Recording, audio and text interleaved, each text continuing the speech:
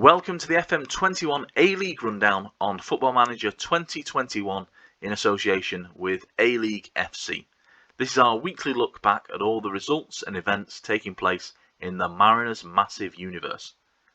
To be honest, things have now quietened down a little following the closure of the transfer window, but that's not to say there isn't noteworthy news around, including a word on my own position.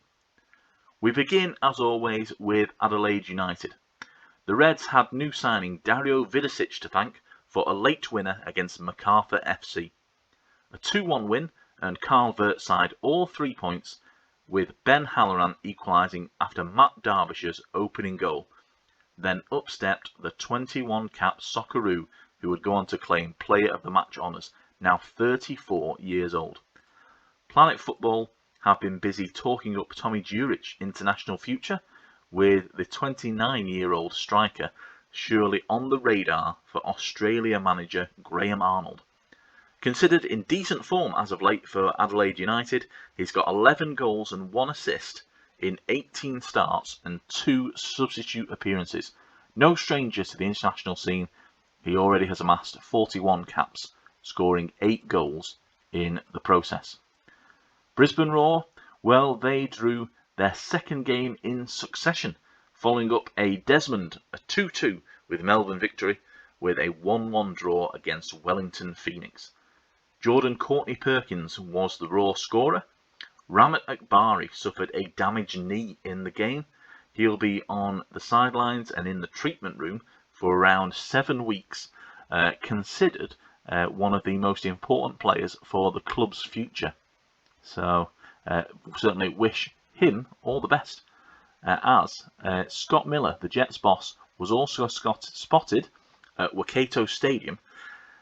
He was checking on the progress of loanee Joey Champness. Surprised if we see him again in a Newcastle Jets shirt.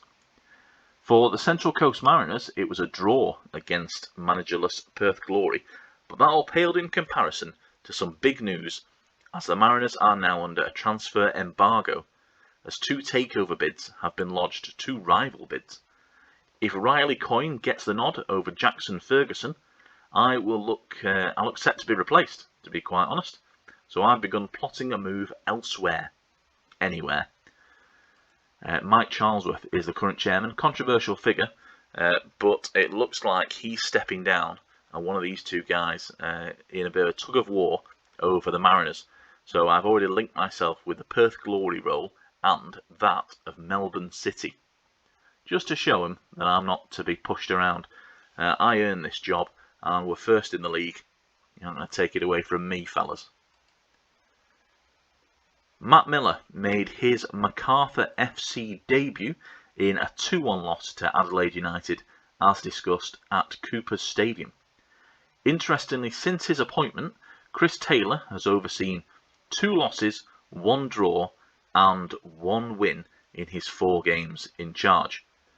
Planet Football, they're back again with their news that Adam Federici, 16 caps to his name, isn't doing enough to earn himself a recall to Graham Arnold's Socceroos squad. The 36-year-old goalkeeper has conceded, I believe, 29 goals this season in 18 appearances.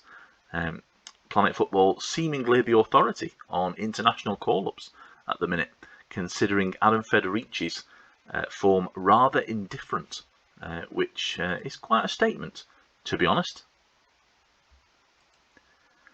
Melbourne City are now winless in 5 games following a 1-1 draw against Sydney FC in a Sky Blue versus City Blue fixture.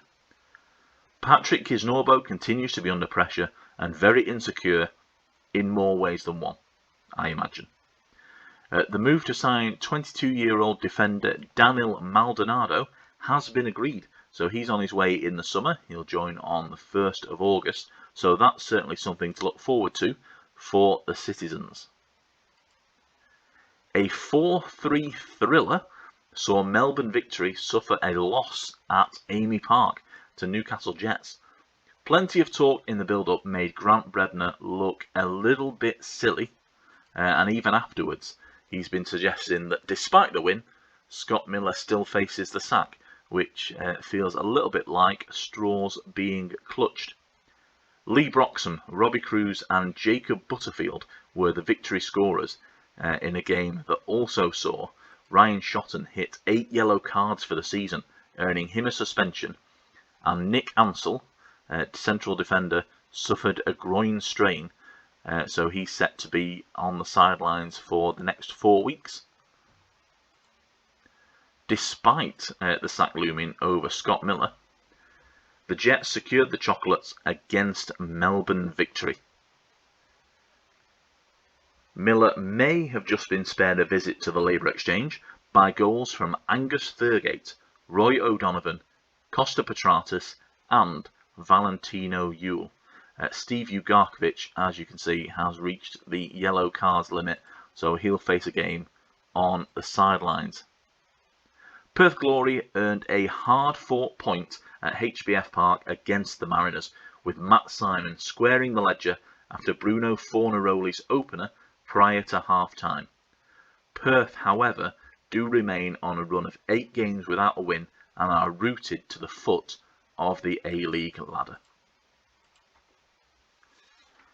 A fairly poor week for Sydney FC saw the Blues not only suffer a 3-0 loss to Ulsan in the Asian Champions League, before a much-changed team drew 1-1 with Melbourne City in Kogarah. Jamie McLaren opened proceedings from the spot before Devontae Clut equalised in the second half. It was a point for Wellington Phoenix as they hosted Brisbane Roar at Waikato Stadium, which I believe is in Hamilton. Ulysses Davila got the goal for Ufitale's side before future Mariners signing Cameron Devlin earned a 5th yellow card of the season, and he will sit out Wellington's next fixture.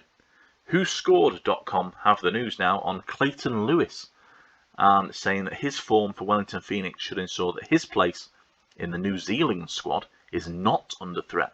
So he's seen as playing well. 5 goals and 7 assists in 19 appearances for the 24-year-old midfielder. Already 14 caps to his name.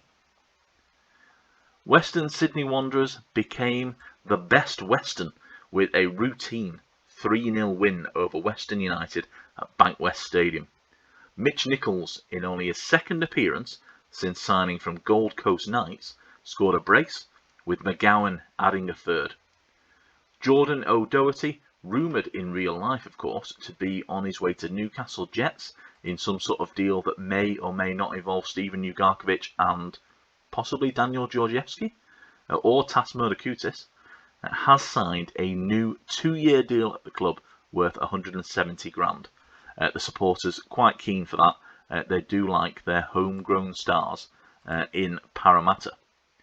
Mark Rudan's Western United crashed to that 3-0 defeat against the Wanderers, with Rudan seemingly close to a pink slip. The Green and Black are now in 8th on the ladder, 6 points shy of the top 6, and with just 1 game in hand. In terms of the A-League table itself, we continue to lead the pack 7 points clear for Central Coast Mariners over Wellington Phoenix. Really close between 3rd and 6th, with just 3 points separating Sydney FC from the chasing Brisbane Roar, Adelaide United and Melbourne Victory. There are 6 points between Victory and Wanderers in 7th, but the Wanderers do have 2 games in hand, so they'll look to win those. As mentioned, Perth down at the bottom, and then Macarthur, City and the Jets not too far outside the conversation for the top 6 spots, but I doubt that they can get there. Most clubs now have around 8 games to go, so it's a 28-game season, just a few additional ones to fit in there as well. In terms of the fixtures, well, we begin with Friday football. Melbourne City need a result for Patrick Kisnorbo against the Newcastle Jets. Then Saturday, there are 3 fixtures, starting in Macarthur with Sydney FC, and then it's Brisbane Roar against Western Sydney Wanderers. Central Coast Mariners ourselves, we host Wellington Phoenix in a first versus second clash. And on Sunday, we've got Western United against Adelaide United, Melbourne Victory against Perth Glory. So look for the Victory to get all 3 points against the wooden spoon candidates down at the bottom, managerless Perth Glory. So do join me on Thursday as we will see the Mariners face Uffy Talai's Wellington Phoenix in Gosford. I'll see you then.